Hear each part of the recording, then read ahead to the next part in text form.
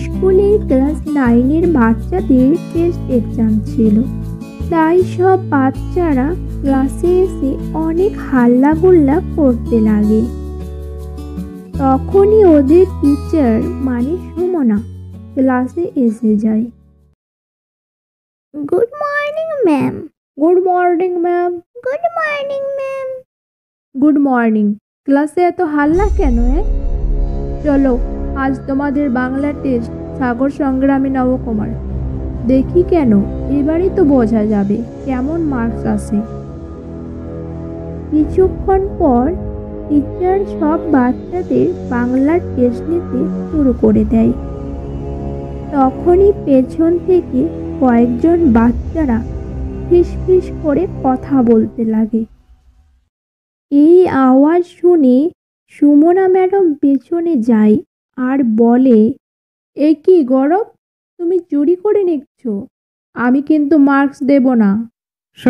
Sorry ma'am, আর চুরি করবো না। চলো, টাইম শেষ, তাড়াতাড়ি পেপার জমা করো।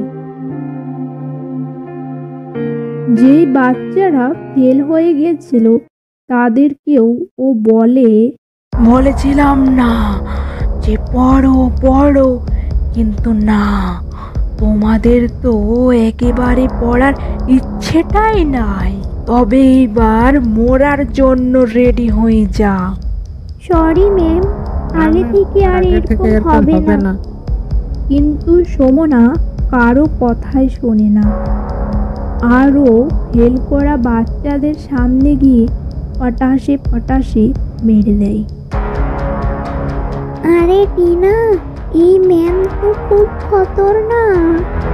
কি বলছিস তোরা? কিছু না ম্যাম, কিছু না। এইবার তোরা বল, পড়বি না মরবি? সব বাচ্চাদের ভয়ে আর মুখ থেকে কোনো কথাই বেরোয় না। আরে বল না, বল। পড়বো ম্যাম, পড়বো। ঠিক আছে, এবার তোমরা বাড়ি যেতে পারো।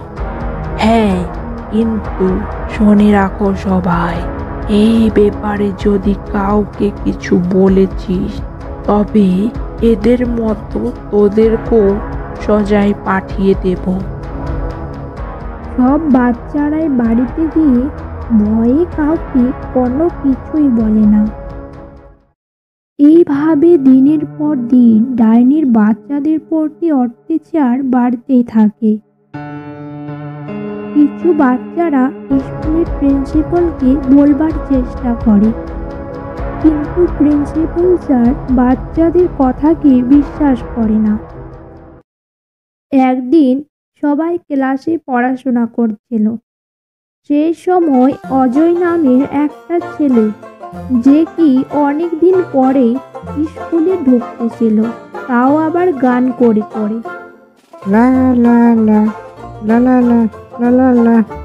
আরে ফ্রেন্ডস, কেমন আছো সবাই? আরে অজয়, কেন এসেছিস তুই? এখান থেকে তাড়াতাড়ি পালিয়ে যা। কিন্তু কেন কেন পালাবো আমি? তখন ওর সামনে ডাইনি এসে যায়। ও তো অজয়, তুই এসেছিস, বহুত অপেক্ষা করিয়েছিস, এবার মরার জন্য প্রস্তুত হয়ে থাক। অজয় মনে মনে ভাবতে লাগে যে সুমনা ম্যাডামকে তো মেরে দিয়েছিলাম, তাহলে এ জীবিত কেমন করে হলো? না না ম্যাডাম, আমাকে ছেড়ে দেন, আমি ভালোভাবে পড়াশোনা করব। ছেড়ে দেব? আর তোকে? সেই দিন তুই আর তোর বাপ মিলে আমাকে ছেড়েছিলিস। এই বলে ডাইনি অজয়ের মুন্ডুটা কেটে দেয়। তখন ক্লাসের বাইরে থেকে প্রিন্সিপাল দেখে নেয়, আর ও তাড়াতাড়ি করে ভয়ে দৌড়তে গিয়ে বারান্দায় পা পিছলে পড়ে যায়। এই আওয়াজ ডাইনির কানে পৌঁছে যায়। মাফ করে দেন স্যার। আরে এসব কি? আর তুমি কি হাল বানিয়ে রেখেছো? স্যার, আপনি তো জানেন যে পড়াশোনা করে সেই বাচ্চাদেরকে আমি কতটা ভালোবাসি। তুমি কি বলতে চাইছো? আমি তো কিছুই বুঝতে পারছি না। ঠিক আছে স্যার, আমি শুরু থেকে সব বলছি। 1 মাস আগের কথা, আমি ক্লাসে বাচ্চাদেরকে মন দিয়ে পড়াচ্ছিলাম, কিন্তু যখন টেস্ট নিলাম তো বাকিরা সবাই মোটামুটি ঠিকই ছিল। তাদের মধ্যে অজয়, যে কি ফেল করেছিল। তো আমি ওকে আমার কাছে ডাকলাম আর ওকে বললাম, এ কি অজয়, তুমি যে একেবারে 0 মার্কস পেয়েছো, পড়াশোনা কি করো না? আরে ম্যাম, পড়ে আর কি হবে?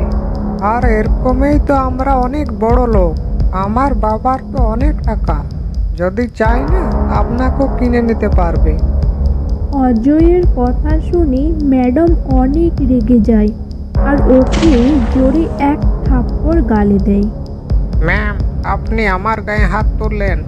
আপনি জানেন না আমি কে। তুই কোনো অজয় দেবগণ নস যে তোকে মারবো না, স্কার্ট দিব।